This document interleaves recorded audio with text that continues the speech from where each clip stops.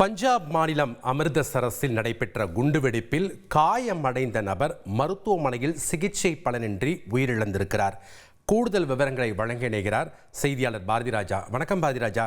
ஏற்கனவே இந்த காயமடைந்த நபர் ஒரு தீவிரவாத அமைப்பில் தொடர்புடையவர் என்று அம்மாநில டிஐஜி தெரிவித்திருந்த நிலையில் தற்போது இந்த சம்பவத்தின் முழு பின்னணியை பதிவு பண்ணுங்க பாரதிராஜா.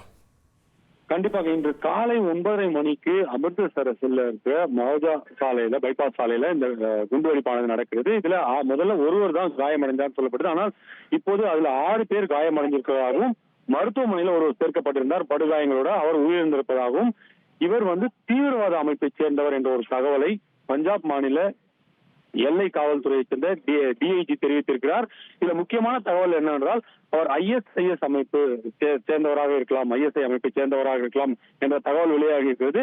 இந்த வெடிகுண்டை பதுக்கி வைத்திருந்து அதை திரும்ப கொண்டு செல்லும் போது இது வெடித்திருக்கலாம் என்ற ஒரு தகவலையும் பதிவு செய்திருக்கிறார். அது மட்டுமல்ல, இதற்கான முழுமையான ஆதாரங்கள் தங்களுக்கு கிடைத்திருப்பதாகவும் தற்போது பாரன்சிக் அமைப்பை சேர்ந்தவர்கள் அங்கு ஆய்வு செய்ய இருப்பதாகவும் அந்த ஆய்வுக்கு பிறகு இது கையெறி குண்டா அல்லது IED வெடிகுண்டா என்ற தகவல் எல்லாம் கிடைக்கும் என்ற ஒரு விஷயத்தை பதிவு செய்திருக்கிறார். முதலில் இந்த இறந்த நபர் இரும்பு வியாபாரி என்று சந்தேகப்பட்டார்கள். ஆனால் தற்போது அவர் தீவிரவாத அமைப்பை சேர்ந்தவர் என்பதால் பரபரப்பு ஏற்பட்டிருக்கிறது.